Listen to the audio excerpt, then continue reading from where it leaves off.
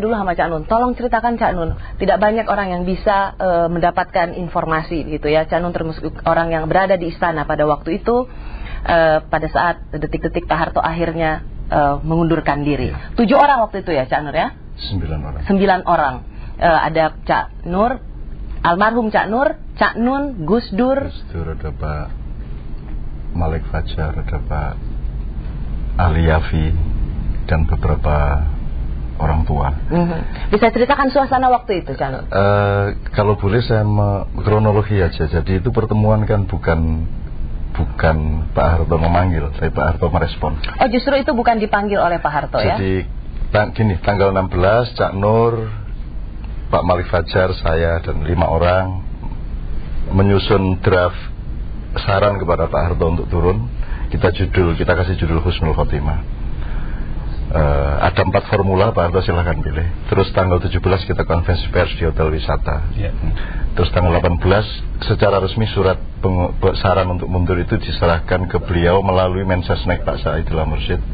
Pak Harto menerima kira-kira siang hari, sore hari beliau mengatakan fine, dia akan terima. Saya potong sedikit. Jadi ini merupakan awalnya adalah surat yang meminta Pak Harto untuk segera mundur. Hanya 4 itu adalah alternatif. Bagaimana atau caranya seperti apa? Tapi intinya mundur saat itu juga. Intinya mundur. Jadi saya kira 4 itu kan berhubungan dengan kompleksitas politik waktu itu. Jadi saya kira tidak terlalu perlu. Yang penting Pak Harto mundur. Terus habis menjelang maghrib beliau mengatakan bahwa beliau setuju dengan saran itu, sehingga habis Isya beliau telepon Cak Nur, saya dan seterusnya, untuk menjamin bahwa kalau dia turun itu akan aman peralihannya. Maka dia pengen ketemu sama 5 orang ini. Terus kami omong-omong, kalau gitu dilengkapi deh 9 orang sama orang-orang tua. Ada Gus Dur, ada Ali Yafi. Maaf Cak Nun, 32 tahun berkuasa, memimpin, dan ada format untuk turun saat itu juga. Begitu mudahnya keputusan itu dikeluarkan? Iya, memang karena gini, kalau hitungan saya Pak Harto itu tidak takut sama mahasiswa, Pak Harto tidak takut sama militer, tidak takut sama. Tapi kalau rakyat ngamuk, menjarah. Meskipun waktu itu gedung DPR MPR sudah diduduki. Iya, yang paling ditakuti Pak Harto kalau setahu saya itu rakyat menjarah itu. Kalau rakyat sudah out of control, itu dia sudah merasa hancur karena ya sudah, itu kan lambang dari dan itu ada di luar kalkulasi politik Pak Harto waktu itu. Kalau mahasiswa dia punya rumus, intelektual punya rumus, seniman punya. Tapi kalau rakyat menjarah sampai setingkat itu dia kaget, dan akhirnya dengan mudah dia menerima saran untuk turun. Pak Amin Rais memang sudah kami sepakati dalam sebuah rapat di Jalan Indramayu 14 untuk tidak ikut dalam 9 orang itu, meskipun Pak Amin tokoh utama pada waktu itu. Pertimbangannya psikologis saja. Pak Amin ini kan macan dia. Nah Pak Harto ini kan seniornya macan. Jadi kalau macan ditabrak macan, dia pasti nggak mau turun. Yang 9 orang ini bukan macan? Oh enggak, saya kan cuman tikus, Gus Dur kan tapi nggak ada kelinci kan. Saya kan cuman apa. Nah Pak Harto justru kalau dihadapi dengan cara apa namanya, yang kalau bahasa Jawanya ngelangkain dasi gitu ya. Jadi Raja Jawa itu jangan dipegang kepalanya di atas, gampangannya begitu. Dia harus dijunjung dari bawah. Dan Pak Harto sangat mudah. Jadi ketika kami ketemu 9 orang tanggal 19 Mei 98 itu tidak ada diskusi. Itu sudah formalitas saja bahwa Pak Harto memang akan turun, cuman ibarat orang nikah ada resepsinya gitu. Tapi sudah pasti. Jadi sebenarnya pada tanggal 21 ya waktu itu kan Pak Harto resmi mengatakan bahwa akan berhenti dari jabatan presiden.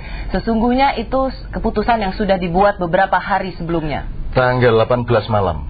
Itu sudah final. Pak Harto sudah oke, cuman harus tanya-tanya kiri kanan, ini aman enggak kalau saya turun? Harus ada transformasi yang benar. Makanya pengen ketemu 5 orang ini, terus usul-usul satu sama lain, akhirnya menjadi 9 orang. Maaf Cak Nun, sudah diminta untuk mundur, masih berpikir bahwa ini aman atau tidak begitu? Iya betul. Ini menarik ya Cak Nun. Karena mungkin ya Ros ya, karakternya Pak Harto itu hampir sama. Dia tidak pernah mau pertumpahan darah sebenarnya. Dalam arti masa itu deh. Ketika masa turun dan itu terjadi konflik, kan pertumpahan darah terjadi. Jadi karakter Bung Karno dan Pak Harto itu hampir sama. Tidak mau terjadi pertumpahan darah pada level rakyat. Saya pernah tanya itu alasan mundur. Tentu tidak banyak menguraikan tentang rakyat gitu ya, kepenjaran. Tetapi Pak Harto lebih pada anak-anak. Pak Harto, kamu pikir ketika saat Bapak, mengapa Bapak mundur waktu itu? Padahal Supreme Commander kan punya kekuatan untuk menyapu mahasiswa dan macam-macam. Pak Harto bilang, kamu berkaca nanti kalau pulang, bisa menjadi seperti kamu gitu kan, punya handphone, pakaian rapi, calon dokter waktu itu apapun karena bagian dari keberhasilan Bapak membangun ini. Pendidikan, kesehatan mungkin di puskesmas dulu, SD-nya Impres gitu kan. Ketika anak-anak itu pinter, besar, terus mengkritik saya, itu sudah seperti anak-anak saya mengkritik, barangkali itu sudah saya sedih aja, nelangsa, dia pakai bahasa Jawa nelongso gitu, ya sudahlah gitu. Tetapi harus diingat bahwa tidak mudah memimpin republik ini, tidak mudah. Waktu itu beliau bilang, kamu lihat nanti ke depan. Itu cukup berkesan ya Mas Kardi waktu itu, apalagi bertemu langsung. Iya. Ya.